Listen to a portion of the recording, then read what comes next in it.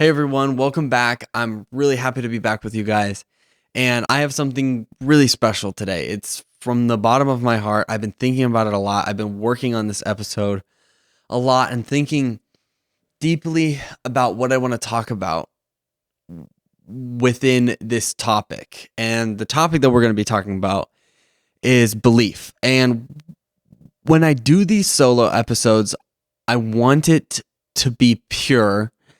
And the way that I think it will be pure is if we go about picking a topic or answering a question and diving really deep into that. Also, if you want to have a question that you have answered, and I probably don't know the answer, but if I can help in any way, throw your questions in the comments below and we'll do an episode on that, because I really want to be getting to the root problem of what it is that you are struggling with, or what it is that you're questioning, or what it is that you're wondering about, or talking to the guests that you want to hear from. So, yeah, feel free to always reach out and ask your questions, and if I can be of help in any way, and I'm just a normal guy who just sits in front of a mic and a camera and tries my best to make sense of this crazy world we live in. So, today like I said, I want to talk about belief. And I think that this is really important to kind of any big problem that we have, because belief is at the core of every single person. And we all believe in something. And I'm not referring to belief as belief in God, but it could be that, or belief in your political ideology, or belief in what is healthy and what is not, or belief in anything, that belief in Bigfoot. Like, it doesn't matter. We all believe in something. And I think we all know that we believe, but we don't know why we believe. We judge other people for not believing the same things that we do, but why? My goal today is to try and get to the root of that issue and figure out why it is that we believe. And I think that we will find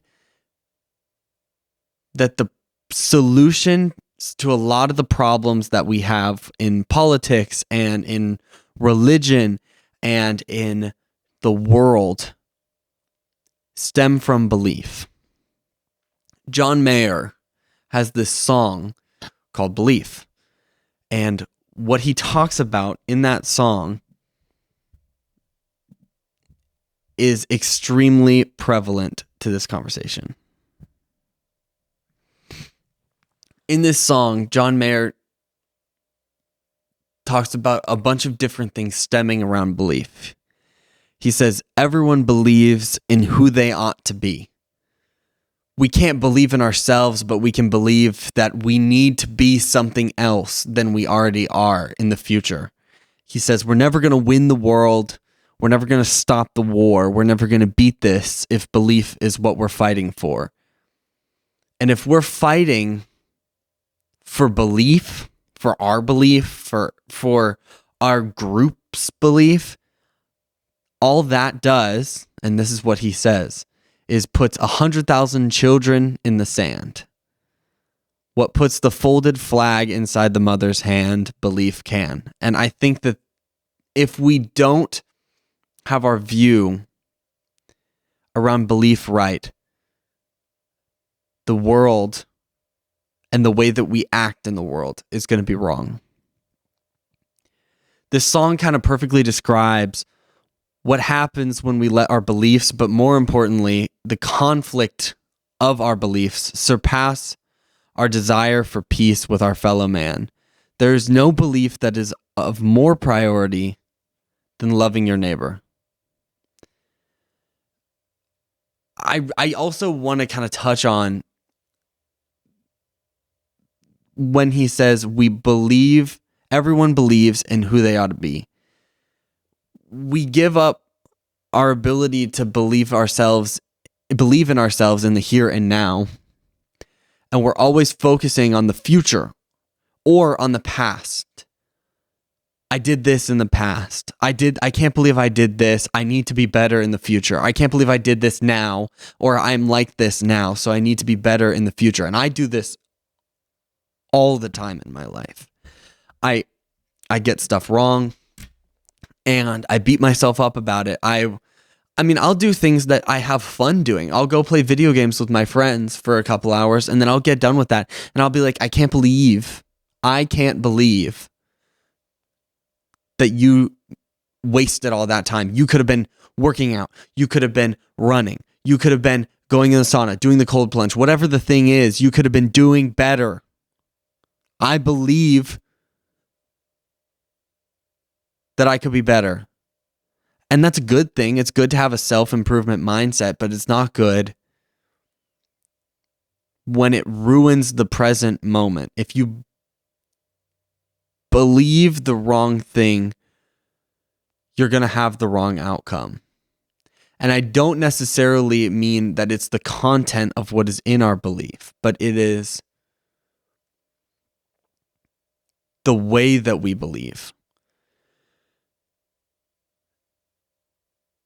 As a disclaimer for this episode, the goal is not to change what you believe. It's not to change if you're a Christian, I'm not trying to change your belief and make you into an atheist or a Buddhist or a Muslim. I'm not trying to do that. I'm trying to get to the root cause and maybe change the way that you view your beliefs and the way that you go about talking about things that you believe. We all believe and we all should believe, but I don't think that we're going about it the right way. And I think that there are some factors that we subconsciously are ingesting into ourselves, and it is putting out something that is not beneficial for anyone, including ourselves. So first off, what is a belief? I think a belief is a core value and a conclusion that we have come to based on what we perceive as logical thinking. And the problem is we're all different. We all think differently. We all had different upbringings. We all ingest different forms of media. We all think about things differently out the gate. And I think this sounds kind of, and I don't mean to insult your intelligence, but this sounds kind of stupid. But if you thought the same way I did, and you had the opportunity to listen to the same things that I listened to, you would come to the same conclusion as me. And the same goes for me with you. If I listen to the podcast you listen to, if I watch the news that you watch, if I did the things that you did and I processed information the same way that you did, I would come to the same conclusion as you. And to me, that's an interesting thing to think about, because it kind of shows us that we are a result of our environment in a way, and that we believe what is placed in front of us by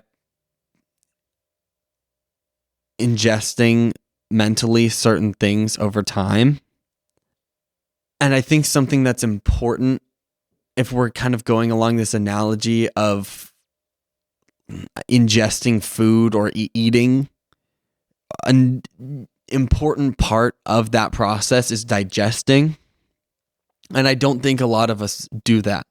And what does digesting look in this analogy? It means sitting and breaking down what it is that you have just consumed. So if I listen to a podcast, I'm not going to listen to it and just trust that everything I heard was the truth. I'm going to sit with it. I'm going to look at the things that I've believed in the past, and I'm going to put that against the things that I just heard and kind of have like a mini conversation, battle, whatever, of these two beliefs, and see if this stands up to what it is that I already know to be true. And when we do this with ourselves, it's very important. But it's even more important when we do it with others. And I think we go about the way of doing that. We do that the wrong way. When me and someone that I know have a conversation about beliefs and our beliefs clash and we exchange our beliefs, we go about it the wrong way. Hey everyone, I want to take a quick moment to shout out my friends at Conviction Co. If you know me, you know I love my hats. And my friends at Conviction Co. have not only made an amazing hat, but hats that stand for something amazing. I'm obsessed with these, and you will be too. Seriously, they're such great quality, and I love them so much. So head over right now to convictionco.com to grab your own hats and stand with me in standing for something you believe in and looking and feeling good while doing it. Use code WAXON, at checkout for 10% off. That's WAXON, for 10% off at checkout. Trust me, you'll love these hats as much as I do. Use the link below. Let's get back into the episode. And I think the reason that we go about it the wrong way, for the most part, when I have conversations with people I disagree with, and I think an important thing to understand is that if you are going to have a conversation with someone that you disagree with, do not go into it trying to change their mind. It's futile. It's pointless, and you're going to leave disappointed. If you're trying to change someone's beliefs, that's not going to work. Instead, you should shift your intention to trying to believe what it is that they believe. And if you can't do that, then that's why you should be having this conversation in the first place. And you should be sitting with them and trying to understand deeply what it is that they believe. With no wrong intention, with no evil intention. It's like the Sorcerer's Stone. You're not going to pull the sword out of the rock if your intentions are bad. And it's important to exchange beliefs. We can't avoid it. It's not a conflict. It's not this thing that we need to avoid that causes pain and discord. Now it does. It causes discord today. And in our day and age, it causes discord. Back when the founding fathers were around, they disagreed. They would slam on tables. They would freak out. But they were doing it with a purpose, and they could have these sometimes civil conversations and go out after it and go get lunch, go get dinner, go hang out. And that's important because if I go sit down, I go to, I guess I might as well just say this. I go to an extremely liberal college. I'm a centrist, and I agree with most of the things that Bobby Kennedy agrees with for the most part. I have contradictory views to these people. I believe something different than they do. When I go and I try and have a conversation, exchange in belief, they blow up, they freak out, they shut down, and they attack me personally. Why do they do that? The reason that they do that is because they do something that everybody does this. And if you're not careful, you're going to do it. It's just something that everyone does. And if you have to be intentional about what you're doing when you talk about beliefs. The reason that they attack me personally, and the reason that people attack people personally when they talk about beliefs, is this reason. You identify as your belief, and you should not do that. Because you are not your beliefs. You are some people say in philosophy that you are a thinking thing. I don't think we're a thinking thing. I think we are a thing that witnesses the thinking thing. You are not the thought that you have. The thought is your belief. You think about this, I believe this, okay, this is me. You're not that. And it's easy to believe in something if it's integrated within yourself because it's a more tangible thing. But you shouldn't do that, because then when someone tries to have a conversation with you and they're like, well, what do you believe? And they're trying take your belief, if it's an object, we're going to view it as an object, and they try and move it around and look at it and poke it and see, how does your belief behave in comparison to my belief? That's what we're doing when we have a conversation. about belief and about conflicting ideas. If you identify as that, then you're going to feel like they're pushing you around and moving you around and poking you and prodding you and making you feel bad. And then you're going to feel personally attacked. And then what are you going to do? You're going to go and you're going to try and personally attack them back because they just tried to personally attack you by having this conversation with you. That's not what they're trying to do. And I fall prey to this all the time. This is a problem that I have. And I have to constantly take myself hostage and look at myself and say, what am I doing? Am I believing something, or am I identifying as my belief? If you're identifying as your belief, you lose, and you can't have civil conversations, and you're always going to be this person that people look at like a puffer fish, like something that's going to easily be inflamed and automatically become defensive. You need to disassociate yourself from your beliefs and hold them separate from yourself constantly. I feel like an aspect of this also is people think that they know the thing, they know the answer, they have the answer, that they have arrived at the truth, but nobody has arrived at the truth. And that's why we seek after truth. That's why you have these conversations, is because I know that my belief is not fully formed. I know that what I have right now is true, but it's not at its full potential. And I'm probably going to end up running into people that teach me something and make me learn something. And then I adapt it and I change it, and it's not a bad thing. You never fully arrive. No matter what you believe, you're never fully right.